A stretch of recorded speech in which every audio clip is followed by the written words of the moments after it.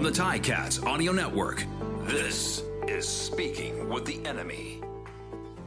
Thursday night football in the city of Hamilton. 3-5 Ticats hosting the 0-9 Elks at Tim Hortons Field. Bubba O'Neill along with Andy Fantuz from the fourth floor, Tim Hortons Field for Tiger Cats pregame presented by Greenworks. And it is time for Speaking with the Enemy presented by Red Tag.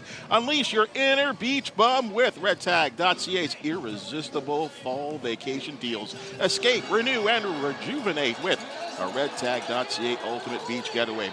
Travel made easy with redtag.ca. Book today. Here with us from the City of Champions, and I say that with all the love, folks, is Elks Play-by-Play broadcaster Morely Scott. And again, as always, thank you for your time, partner. You bet. Anytime. Glad to be here, guys. I'm still going to campaign. I would like this segment changed to at least talking to the frenemy, at least, right? It always is. It always is. We're all in the same family, aren't we? Let's get along. You know, Morely and Scott, there's nothing better than winning, and on the flip side, losing definitely hurts.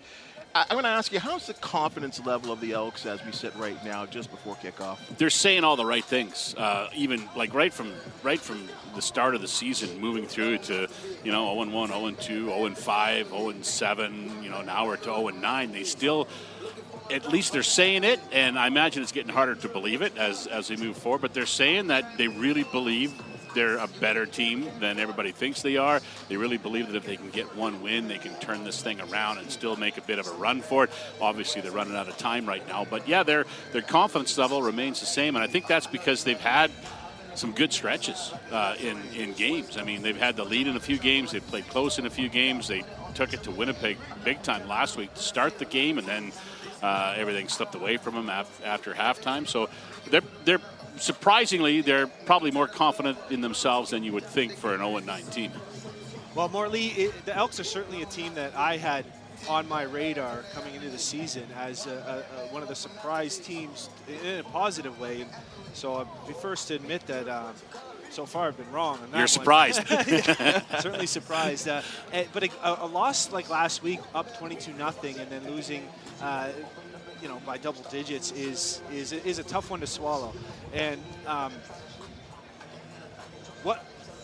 are the emotions in the team now with that? Heartbroken for the most part. It's strange because they're just trying to get over the hump, and every week they find a new way to lose, it seems. Whether it's, 1 week it's penalties, the next week it's drop passes, the next week it's bad passes, the next week it's a rouge, the next week it's maybe a couple of missed field goals. And last week we were joking, they haven't lost this way yet. They haven't built a big lead and then lost it. And then they went out and did that last week after building the 22-0 lead on a red-hot start to the football game. So surprisingly, like I said, they're in pretty good spirits, but man, you can tell it's chewing everybody up inside. Chris Jones especially, talking to him week after week after week, he's at a loss. He said he's never been through anything like this in his football career, and he's tried a lot of things, and nothing seems to be working right now. My mistake, a 9-point loss, 38-29 was the final last week. A little bit of turmoil within the organization. Front office, president gets let go, part ways with the team.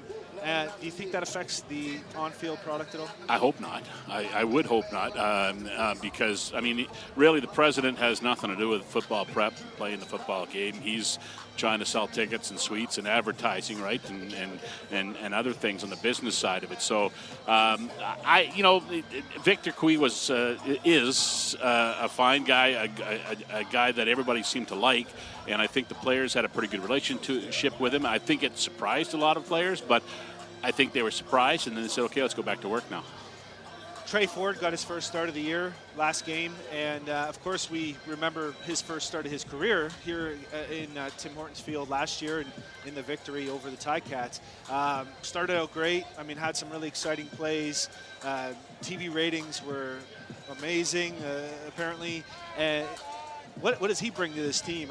He's a dynamic player, fast, elusive, has an arm, but do you think it brings more excitement from like a fan and community perspective. Absolutely. The fans have been clamoring for him to play. I mean, every week after week on Twitter, it's like, why won't they play Ford? Why won't they play Ford? And then there's a hashtag going around. It was like free Trey Ford and everything, right? And Chris Jones stuck to his guns, and he said, he hasn't been a good practice player.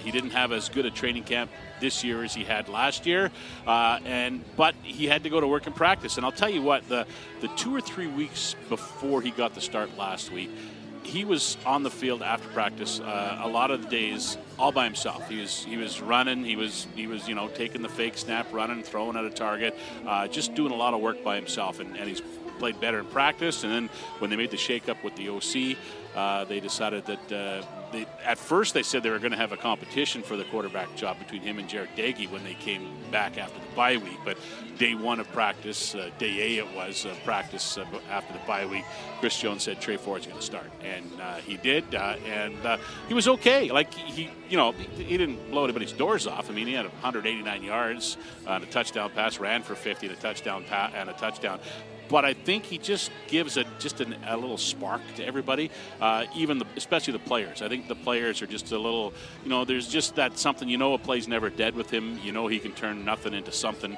by just, spinning and running. So I think the offensive players are a little bit excited about making the move, and the fans certainly are as well. A couple big changes within the team. Big loss on defense. Luchez Purifoy has 3 interceptions already, 2 for touchdowns. He's out. He's on the 6-game injury list. Eugene Lewis, who of course was amazing production in his whole career, hasn't really found his way yet so far in Edmonton, but he's back off the 6th game. What are those changes? How do those changes affect this team? Adding Eugene Lewis is going to be fantastic for the offense. I mean, he's such a big play guy, and as he says, he calls the 50-50 balls the 90-10 balls, 90 in his favor, of course, right? And he's, we saw him for 2.5 games. He had 200 yards in 2.5 games, including a 102-yard touchdown reception in his first game with the Elks. So we've all seen him play for years. We know how good he can be and what he can add. So I think people are excited to see him back in, and hopefully he stays healthy and can be productive, and Trey Ford can get him the ball. Hopefully he doesn't feel the pressure to force the ball to him because he's Eugene Lewis and he's back in the lineup. So we'll see how that plays out. But you can't go wrong adding Eugene Lewis to any lineup, right? So on defense, Luchez Purifoy is going to be a big miss. He's probably done for the season, I hear. So that's going to be tough because they've really had a tough time with the veterans in the defensive backfield. I mean, they were going to start with Aaron Grimes, Ed Gainey, and Luchez Purifoy all back there, right, in one position or another. Grimes doesn't make it out of training camp, and he's done for the year again with another knee injury.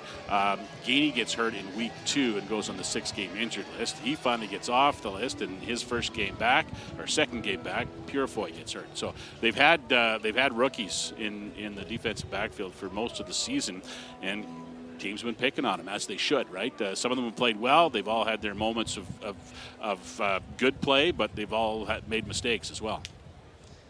Yeah, a lot of weapons are starting to, all that excitement in the offseason, all those acquisitions. Well, you have some big playmakers starting to make big plays, and of course injuries hurt, the overall picture of that, like you mentioned with Eugene Lewis. But you got Kevin Brown coming off a 98-yard game last week, and Dylan Mitchell's got 3 games with 50-plus yard catches in a row, which hasn't happened in a while. And you got, Mr. Steady, Emmanuel Arsenal, 137 straight games with a catch. Pretty incredible player. So how do you spread the ball to all these guys? Stephen Dunbar Jr., Kyrie Moore. Yeah, that's an issue. I mean, someone's gonna always be left out, and especially with Eugene coming back now.